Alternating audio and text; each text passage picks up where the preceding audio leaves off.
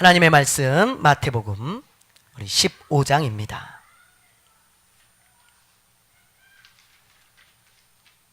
하나님의 말씀 마태복음 15장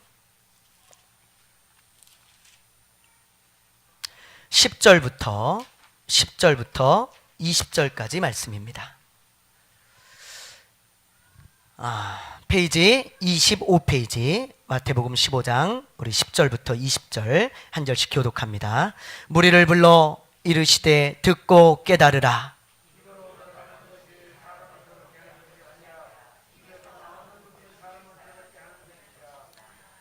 이에 제자들이 나와 이르되 바리새인들이 이 말씀을 듣고 걸림이 된 줄 아시나이까?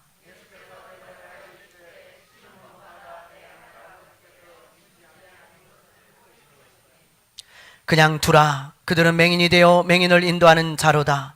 만일 맹인이 맹인을 인도하면 둘이 다 구덩이에 빠지리라 하시니,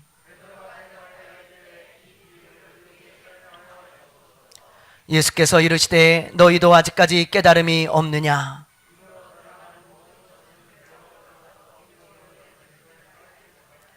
입에서 나오는 것들은 마음에서 나오나니 이것이야말로 사람을 더럽게 하느니라.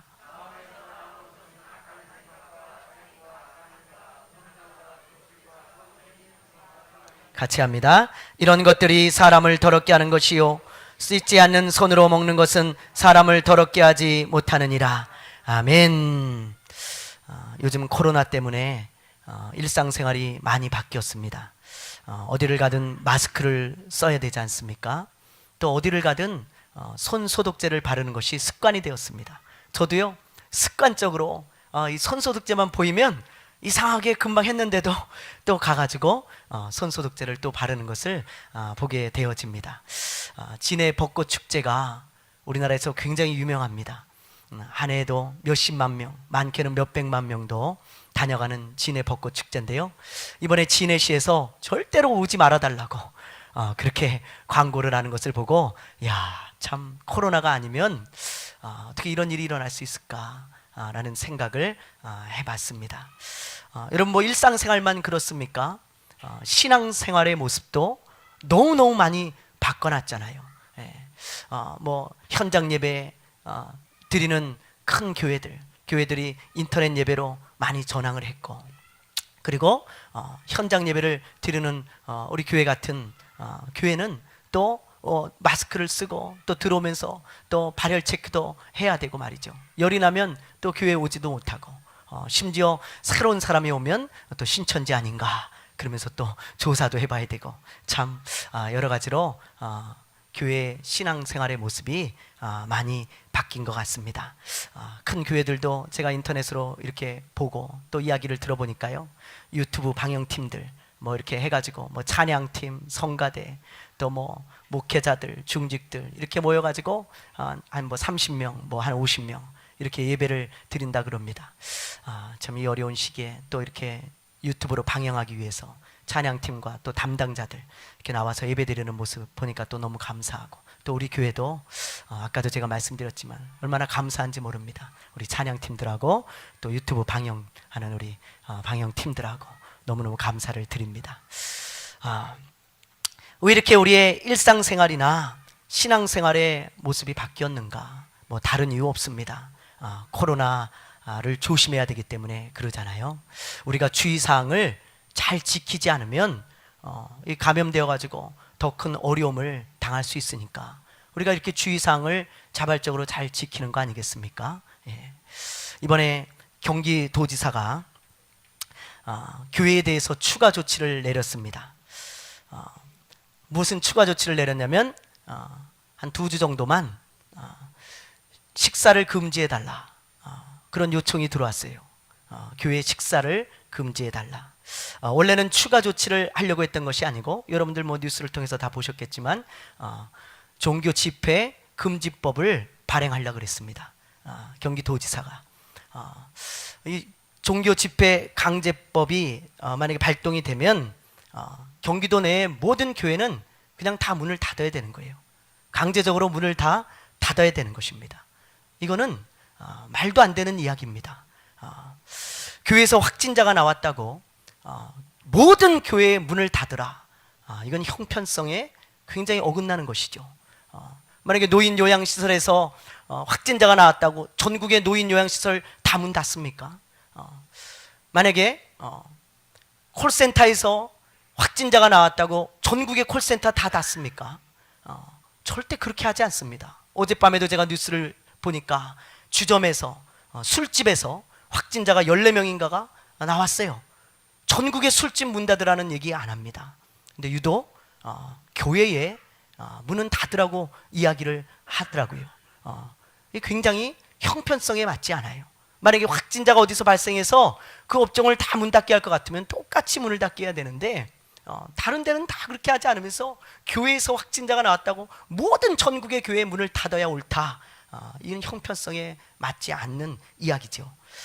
그래서 기독교계에서 많은 반발을 했습니다. 어느 장로 교단에서는 즉각 성명을 발표하고 이건 형편성에 맞지 않다. 그러면서 여러 가지로 이야기를 하면서 우리 교단은, 우리 장로 교단은 그것을 따르지 않을 것이다. 그렇게 이야기를 하는 성명서를 발표했습니다. 저도 그것에는 동의하지 않습니다. 여러분, 지금 굉장히 어려운 시국이고 굉장히 지금 국가적으로 굉장히 민감한 시기지만 교회들은요, 제가 보니까 방역 수칙을 그나마 굉장히 잘 지키고 있어요. 여러분, 얼마나 잘 지키고 있는지 몰라요. 여러 가지로 나름대로 굉장히 노력들을 하고 있습니다. 그런데 교회의 문을 강제로 다 닫게 한다.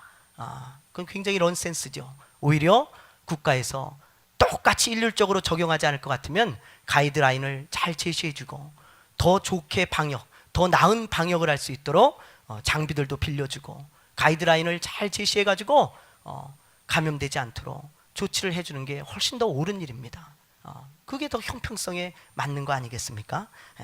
어쨌든 다행인 것은 경기도지사가 기독교계의 의견을 받아들여서 코로나 예방수칙을 잘 지키면서 예배를 드리라는 결정을 했어요. 그래서 강제로 법 집행을 하지 않았지만 추가한 항목이 아까도 얘기했듯이 교회 식사를 금지해달라는 요청이었습니다. 우리는 국가의 방역 정책에 협조하면서 예배를 드릴 것입니다.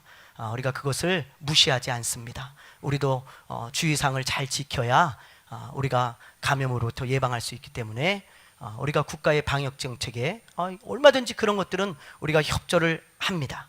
그래서 우리가 앞으로 2주간인데요 2주가 될지 3주가 될지 어쨌든 국가에서 요구하는 그런 우리가 지킬 수 있는 것들 그런 부분에 있어서는 우리도 반드시 지킬 것입니다. 그래서 우리가 오늘 갈 때는요 이제 김밥을 나누어 드릴 테니까 가져가시면서 맛있게 드시면 되겠습니다. 코로나로 인해서 마음껏 예배 드릴 수도 없고 또 사랑하는 성도들의 얼굴을 보지 못하니까 또 여러분들끼리 또 교제를 나누지 못하니까 정말 제가 보는 마음이 너무너무 안타깝습니다. 아마 모든 크리스찬들과 목회자들의 마음이 그렇지 않을까 그런 생각이 들어요. 그러나 안타까울지라도 또 마음은 좀 아플지라도 코로나 예방수칙을 잘 지키면서 주의사항을 우리가 잘 지켜야 됩니다. 주의사항을 지키지 않으면 우리가 더 큰 재앙을 감당하기 어려운 재앙을 맞이할 수 있기 때문에 주의사항을 잘 지켜야 되는 것이죠. 저는 예수 믿는 우리들도 마찬가지라고 생각합니다. 코로나에 감염되지 않으려면 주의사항을 잘 지켜야 되듯이 우리가 이 시대에 살아가면서 마지막까지 믿음을 지키고 그리고 하나님의 자녀다움을 잃어버리지 않으려면 하나님이 말씀하신 주의사항들을 잘 지켜야 돼요. 코로나만 주의사항을 지키면 안 되고 우리가 믿음을 지키는 것은 더 중요하지 않습니까? 여러분 그렇지 않아요? 믿음을 지키는 것이 우리에게 훨씬 더 중요한 일인데 이 어려운 시국에 믿음을 지키고 하나님의 자녀다움을 잃어버리지 않으려면 하나님이 말씀하신 주의사항을 잘 지켜야 돼요. 그런데 코로나 예방수칙은 잘 지키려고 하는데 너무 좋은 건데 하나님이 말씀하신 믿음을 지키는 주의사항, 하나님의 자녀다움을 잃지 않는 주의사항은 왜 귀를 기울이지 않습니까? 우리가 이럴 때일수록 하나님이 말씀하신 주의사항에 귀를 잘 기울이고 그 말씀을 잘 지켜야 하나님을 향한 사랑이 식어지지 않고 또 하나님의 자녀다움을 잃어버리지 않고 또 예수님을 떠나지 않는 그런 사람이 되어질 수 있는 것입니다. 나는 절대로 그러지 않을 거라고요? 누가 장담해요? 저는 요즘 그런 생각이 들어요. 누가 믿음이 좋다 그래서 그 믿음이 영원히 지키고 살 것이라고 누가 장담할 수 있습니까? 다윗도 넘어지고 솔로몬도 넘어졌어요. 이 어려운 시국에 나는 믿음을 잘 지킬 수 있을 거라고 확신하지 말고 하나님이 말씀하시는 주의사항에 귀를 기울여야 됩니다. 하나님이 말씀하시는 그 말씀에 우리가 귀를 잘 기울이고 그 말씀을 지켜야지 우리가 마지막까지 믿음을 지키고 마지막까지 하나님의 자녀다운 모습을 잃어버리지 않을 줄로 믿습니다. 그래서 하나님은 성경을 통해서 예수를 믿는 우리들에게 너희들이 마지막까지 믿음을 지키고 하나님의 자녀다움을 잃어버리지 않으려면 이런 주의사항을 지켜야 된다. 이 성경을 통해서요 다 말씀해 주셨어요. 그 중에 한 말씀이 오늘 말씀입니다. 오늘 말씀. 오늘 말씀은요 지난주 본문 말씀과 이어지는 말씀이잖아요. 지난주 말씀 여러분 기억나실지 모르겠지만 보면 이렇습니다. 예수님의 제자들이 손을 씻지 않고 음식을 먹지요. 그때 바리새인들이 당신의 제자는 왜 오래전부터 내려오는 우리들의 전통을 지키지 않고 손을 씻지 않고 음식을 먹소? 그러면서 막 전통을 지키지 않는다고 비난합니다. 그때 예수님이 하신 말씀이 뭐예요? 바리새인들을 책망하시면서 너희들이 하나님의 말씀은 지키지 않으면서 너희들의 전통만 지킨다 그러냐? 너희들이 정말 하나님이 원하시는 것이 무엇인지를 알았더라면 그거잖아요. 하나님의 마음이 어떤지 좀 헤아려 볼 줄 알았더라면 그러면 너희가 그런 겉과 속이 다른 그런 외식하는 자가 되지 않았을 것이다. 예수님이 그렇게 책망하신 것입니다. 책망하신 거예요. 그러면서 예수님께서 이제 예수님을 따르는 그 많은 무리들, 예수님을 따르는 많은 무리들이 있잖아요. 그리고 예수님의 제자들이 있습니다. 그 예수님을 따르는 무리들과 제자들에게 이제 오늘 말씀을 가르쳐 주시는 거예요. 오늘 말씀. 뭐라고 말씀하시냐면 이렇게 말씀하십니다. 입으로 들어가는 것이 사람을 더럽게 하는 것이 아니고 입에서 나오는 것이 사람을 더럽게 하는 것이다. 베드로가 이 말씀을 듣고 잘 이해가 되지 않았는지 예수님께 물었어요. 예수님, 좀 잘 설명해 주십시오. 좀 알기 쉽게 설명을 해 주십시오. 그때 예수님이 하신 말씀이 바로 17절부터 20절까지 말씀입니다. 자, 우리 한 번만 더 읽어보죠. 자, 다 같이 우리 한번 읽어보죠. 17절부터 20절 시작. 입으로 들어가는 모든 것은 배로 들어가서 뒤로 내버려주는 줄 알지 못하느냐? 입에서 나오는 것들은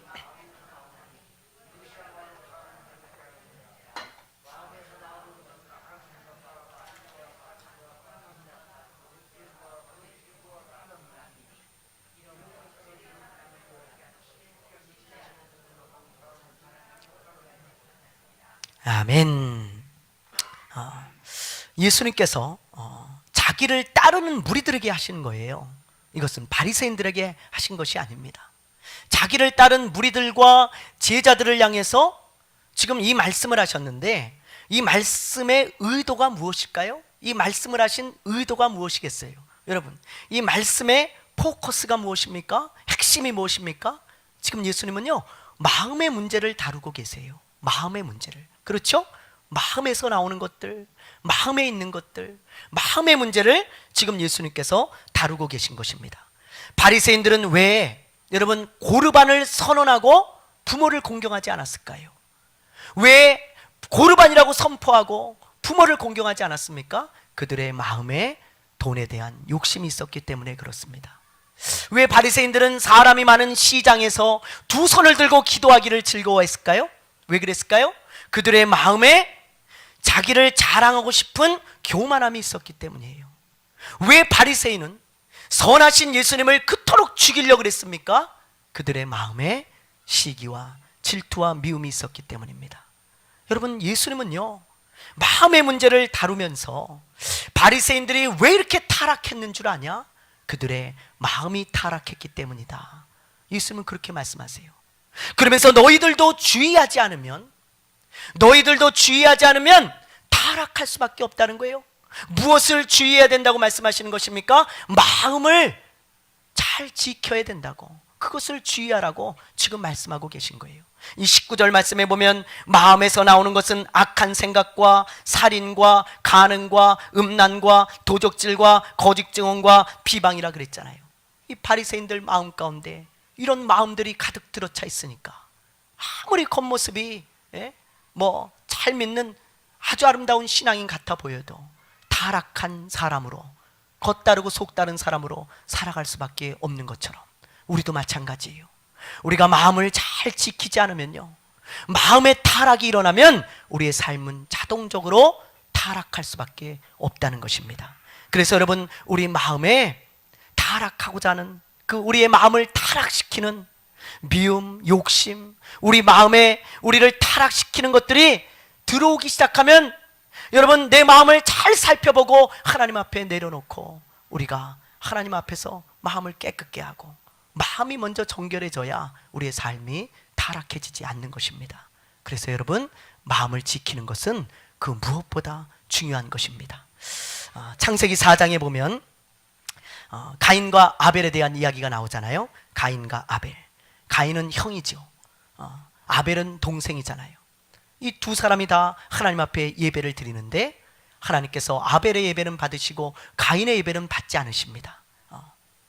그러면 가인과 아벨 두 사람은 다 예배를 드리는 사람이었어요. 예배를 드렸다는 것은 하나님을 알고 하나님을 믿는다는 말이죠. 두 사람 다 예배를 드렸는데 가인의 예배를 안 받으셨어요. 그러니 얼마나 가인이 서운하겠습니까? 그럴 수 있지 않겠어요? 가인이 얼마나 서운한 마음이 들었겠냐 이 말이에요. 내 예배는 받지 않고 동생의 예배만 받았다. 서운한 일이죠. 누구나 그런 감정이 들 수 있어요. 자연스러운 것입니다. 만약 우리 교회에서 어떤 집사님이 축복을 받았다 봐요. 그럼 내가 영적으로 충만하고 은혜로 충만할 때는 정말 진심으로 기뻐해주고 진심으로 그것에 감사할 수 있지만, 내가 영적인 상황이 바닥일 때는요, 서운할 수 있어요. 아야, 하나님, 나는 왜 안 주시고, 나도 예배드리고 나도 열심히 충성하고 봉사하는데 왜 하나님 나에게는 복을 주시지 않습니까? 왜 저런 복을 주시지 않습니까? 서운할 수 있잖아요. 우리 어느 날 제가 우리 지우의 선물을 사가지고 집에 들어왔어요. 근데 지우한테 선물을 딱 주니까 우리 시우가 눈물이 글썽글썽 하면서 얘기하기를, 아빠 나는 그렇게 얘기를 하는 거예요. 아니, 깜빡하고 시우야, 네 걸 깜빡하고 못 사왔다. 누나가 이걸 필요하다 그래가지고 누나가 이거 필요하다고 아빠한테 몇 번을 얘기를 해가지고 아빠가 이걸 사온 건데 네 것도 하나 사러 지금 나갈까? 됐어! 방문을 딱 닫고 들어가가지고 거기서 혼자 엉엉 울어요. 아이고 참. 문을 열고 아무리 네 것도 사러 나가자 시우야, 아빠가 깜빡했어 진짜. 그래도 소용없어요. 그게 너무 서운한 거예요. 얘는 가인이 아마 그렇지 않았을까, 그런 생각이 들어요. 그런데 하나님께서 왜 가인의 예배를 받지 않으셨을까요? 왜 가인의 예배를 받지 않았을까? 그의 행실이 나빴기 때문이거든요. 예배는 드리지만 예배자의 삶을 살지 않으니까 하나님이 안 받으신 거예요. 그러면서 가인으로 하여금 깨닫게 하신 거예요. 그건 하나님의 사랑이었습니다. 가인아, 너 좀 깨달아라. 예배만 드린다고 되는 것이 아니고 하나님의 자녀답게 살아야 되는 거야. 그러면서 하나님이 사랑의 징계였어요. 깨닫고 돌이키기를 바라는 하나님의 사랑이었습니다.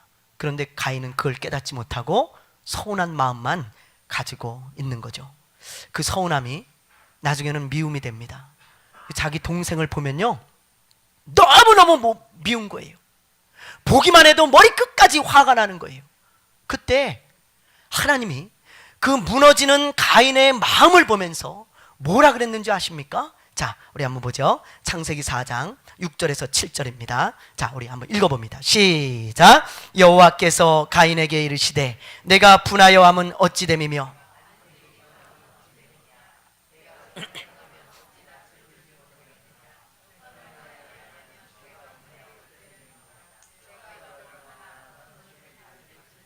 아멘. 보세요. 7절에 보면 하나님께서 가인에게 죄가 너를 원하지만 너는 죄를 다스려야 된다, 그렇게 말씀하시죠. 이 말씀이 무슨 말이냐면 네 마음은 죄를 짓길 원한다. 그러나 너는 너의 마음을 잘 지키고 다스려서 죄를 지으면 안 된다. 하나님이 얼마나 사랑의 하나님이십니까? 가인의 마음을 보니까 전부 무너져 내렸다는 말이에요. 위험해요. 가인의 마음의 상태가. 마음을 지키지 못하고 있습니다. 하나님이 가인에게 기회를 주시잖아요. 너 보니까 마음이 많이 무너져 내렸다. 가인아, 마음을 잘 지켜야 된다. 너 그래야 죄를 짓지 않을 수 있어 하고 하나님이 말씀해 주셨어요. 근데 가인은 그걸 깨닫지 못합니다. 그 하나님의 음성을 들어놓고도 그걸 깨닫지 못해요. 그리고는 그 미움이 변하여 뭐가 되어집니까? 이제 죽이고 싶은 마음이 막 드는 거예요. 자기 동생이에요. 근데 죽이고 싶은 마음이 들어요. 결국 그 아벨을 들로 불러내서 쳐 죽이지 않습니까? 여러분, 가인은 타락한 사람이 되었습니다. 최초의 살인자가 되었어요. 왜 그래요? 왜 그래요? 마음을 지키지 못해서 그래요. 마음을 지키지 못해서. 그러나 반면에 요셉을 보십시오. 보디갈의 집으로 팔려간 요셉. 보디발의 아내가 끊임없이 죄로 유혹하잖아요. 우리 함께 죄를 짓자. 그렇게 유혹을 하잖아요. 근데 그때 요셉이 어떤 마음을 갖고 있는지 한번 보세요. 자, 우리 한번 봅시다. 창세기 39장 8절 9절이에요. 자, 우리 읽습니다. 시작. 요셉이 거절하며 자기의 주인의 아내에게 이르되,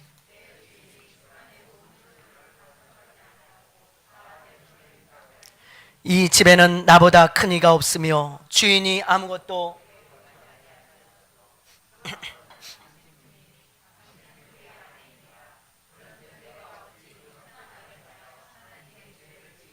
아멘. 보세요. 요셉이 뭐라 그럽니까? 거절하면서 말하기를, 하나님이 지금 보고 계신데 내가 어찌 죄를 지을 수 있습니까? 하나님이 자기를 보고 계시다는 거예요. 하나님 앞에서 살아가는 사람이 요셉이었는데 그 믿음을 가지고 마음을 딱 지키는 거예요. 하나님이 보고 계신데 내가 어찌 죄를 지을 수 있습니까? 내가 이 주인의 집에서 나한테 모든 것을 다 권한을 위임했지만 당신은 내 주인의 아내이지 않습니까? 나는 당신과 함께 죄를 지을 수 없습니다. 마음을 걸어 잠그고 마음을 딱 지키는 모습을 보십시오. 날마다 이 보디발의 아내가 함께 죄를 짓자 그랬지만 요셉은 마음을 지켰습니다. 그러니까 요셉은 타락하지 않을 수 있었던 거예요. 여러분, 요셉이 감옥에 갔습니다. 거기서도 타락하지 않아요. 그리고 애굽의 국무총리가 되었습니다. 지금으로 말하면 미국의 총리가 된 거랑 비슷한 거죠. 그런데도 그렇게 축복을 받았을 때도 이 사람의 믿음은 무너지지 않았어요. 하나님을 경외하는 마음은 무너지지 않았습니다. 타락하지 않았다 이 말이에요. 세상으로 나가지 않았다 이 말이에요. 여러분, 어떻게 보면 축복받을 때가 고난받을 때보다 더 위험하잖아요. 근데 요셉은 마음을 잘 지키는 사람이었기 때문에 축복의 자리에 놔도 무너지지 않았고 고난의 자리에 들어가도 무너지지 않았어요. 바로 이것입니다. 하나님께서 우리에게 지금 주시는 주의사항이 바로 이것이에요. 이 어려운 시국에 너희들이 타락하지 않으려면 마음을 잘 지켜야 된다는 거예요. 마음이 먼저 무너지면 신앙이 무너지고 삶이 무너지고 다 무너져 내리게 돼 있습니다. 이 어려운 시국에 마음을 딱 지키고 믿음을 지키는 그 사람, 마음이 무너지지 않는 그 사람만이 하나님의 자녀답게 살아갈 수 있는 것입니다. 마음이 무너지면 타락할 수밖에 없어요. 누구도 그렇습니다. 믿음이 좋고 신앙생활을 오래 했고 직분자고 다 소용없어요. 마음이 무너지면 다 무너지는 것입니다. 그래서 여러분, 우리는 어느 곳에 가든지 어떤 곳에 가든지 요셉처럼 마음을 지키면 우리도 요셉처럼 타락하지 않고 살아갈 수 있고, 가인처럼 예배를 드리는 자일지라도 마음을 지키지 못하고 무너져 내리면 언제든지 타락할 수 있는 그 선에 쓴 사람들이라는 것을 우리가 잊으면 안 됩니다. 여러분의 마음이 타락하지 않도록 잘 지켜야 돼요. 그게 신앙을 지키고 내 삶을 지키는 길입니다. 제가 군대에 있을 때 어떤 후임병을 보니까 이런 후임병이 있더라고요. 평상시에는 교회를 잘 가요. 평상시에는. 근데 어떤 때는요, 절에도 가고 성당도 가는 거예요. 네. 그래서 제가 그 병사를 보면서 굉장히 헷갈렸어요. 야, 쟤 도대체 정체가 뭘까? 저것이 정체가 뭘까? 교회도 가고 예수님 믿나? 아니면 부처를 믿나? 아니면 마리아를 믿나? 너무 헷갈리는 거예요. 그래서 어느 날을 한번 불러서 물었어요. 너 도대체 정체가 뭐냐? 너 예수 믿는 사람 맞냐? 그랬더니 이 친구가 맞대요. 자기는 예수 믿는 사람이래요. 근데 너 왜 절도 가고 성당도 가냐? 그랬더니 이 친구가 하는 말이 기가 막혀요. 예. 절이나 성당에서 특별 행사를 할 때 초코파이를 3개 준다는 거예요. 초코파이를. 제가 그 얘기를 듣고요, 얼마나 웃었는지 몰라요. 초코파이를 3개를 준다는 거야. 특별 행사가 있는 날은. 예. 전 그것도 몰랐네요. 근데 그 친구는 그걸 알고 있더라고요. 그래서 그때는 절에 가서 초코파이 3개 받아오고 성당에 가서 초코파이 3개 받아오는 거예요. 예. 얼마나 기가 막힙니까? 저는 그런 사람들을 기독교인이라 부르지 않았습니다. 초코파인이라 불렀어요. 초코파인. 예. 군대에 얼마나 초코파인이 많은지 몰라요. 예. 초코파이 더 주는 곳으로 옮겨 다니는 사람들. 초코파이 하나에도 마음이 무너지는 신앙, 그 마음을 지키지 못하는 사람, 그게 무슨 크리스찬이겠어요? 무슨 그리스도인이겠어요? 그 그리스도인 아닙니다. 초코파이 하나에도 마음이 왔다 갔다 하고 마음이 무너져 내리는 사람, 그 사람 초코파인이지 그리스도인 아닙니다. 우스운 얘기 같지만, 그러나 우리도 초코파인이 될 가능성이 많아요. 예. 한국교회에 얼마나 많은 초코파인이 있습니까? 세상에 주는 달콤함, 그거 하나 더 얻어먹으려고 마음이 무너져 내려가지고 마음을 지키지 못하고 하나님으로부터 멀어지고 하나님의 자녀답게 살지 못하고 하나님을 떠나가는 영혼들이 얼마나 많습니까? 세상이 주는 그 달콤함, 어떻게 보면 초코파이와 같은 것입니다. 근데 그 초코파이 하나에 무너져 내려서 이리 흔들처리 흔들거리는 그 초코파인들이 한국 교회 성도들 중에 얼마나 많은지 몰라요. 혹시 저와 여러분은 그런 사람 아닙니까? 여러분 잘 살펴봐야 돼요. 요즘 코로나 때문에 신앙생활하는 것이 만만치 않죠. 예. 인터넷으로 예배를 드리는 자들도 어렵고요, 현장에 나와서 예배 드리는 자들도 동일하게 어렵습니다. 왜냐하면 세상 사람들은요, 인터넷으로 예배 드린다고 그들을 잘했다 칭찬하지 않습니다. 똑같이 욕해요. 인터넷 댓글 달린 거 보십시오. 기독교 자체를 욕합니다. 그들은 인터넷 예배 드리고 현장 예배 드리고 이런 걸로 욕하는 게 아니에요. 그냥 예수 믿는 것 자체가 싫어요, 세상 사람들은. 왜요? 하나님이 그렇게 말씀하셨잖아요. 예수님이 그렇게 말씀하셨잖아요. 세상이 너희를 미워하는 게 정상이라는 것입니다. 정상입니다. 그게 어떤 방법을 해도 기독교인은 믿지 않는 사람들은 다 싫어하고 미워합니다. 교회는 어차피 박해받게 돼 있어요. 성도들은 어차피 욕먹어야 합니다. 그게 성도의 삶입니다. 삶이에요. 세상 사람들은 우리가 인터넷 예배를 드리든 현장 예배를 드리든 예배하는 것 자체를 이해하지 못합니다. 뭐라 그러냐면 이렇게 얘기를 해요. 아니, 이 시국에 무슨 인터넷 예배를 드린다고 저 난리를 치고 버거지를 치고 방송을 한다고 사람들이 교회에 몰려있고 저 인터넷으로 저 방송하는 사람들도 위험하다. 한 30명 모여있는데, 예? 여의도 순복음교회 사람들이 한 30명 모여있는 걸 보고 그렇게 쭉 댓글들을 달아놨더라고요. 예? 저것도 없애야 된다, 인터넷도 없애야 된다, 그렇게 얘기를 하더라고요. 많은 사람들이 예배 드리는 것 자체를 이해하지 못합니다. 왜 굳이 이 시국에 꼭 예배를 드려야 되냐? 주일 예배 한 2달간 쉬면 안 되냐? 무슨 예수가 중요하다고 예수가 밥 먹여주냐? 무슨 예배가 그렇게 중요하다고 그렇게 예배 드린다고 난리들을 치냐, 이 시국에. 그러면서 예배 못 드리도록 폐쇄해야 하는 게 맞다, 그렇게 이야기들을 하죠. 예. 저는 여러분 그 사람들의 비난을 이해합니다. 왜냐하면 그 사람들은 예배를 동호회로 생각을 해요. 배드민턴 동호회, 축구 동호회 정도로 생각합니다. 동호회는 안 가도 된다는 거예요. 그까짓 거 배드민턴 한 2달 안 치면 되고 축구 2달 안 하면 되지, 무슨 그렇게 예배 한번 멈춘다고 무슨 큰 난리가 일어난 것처럼 그러느냐, 그렇게 얘기하면서 비난합니다. 예, 이해하죠.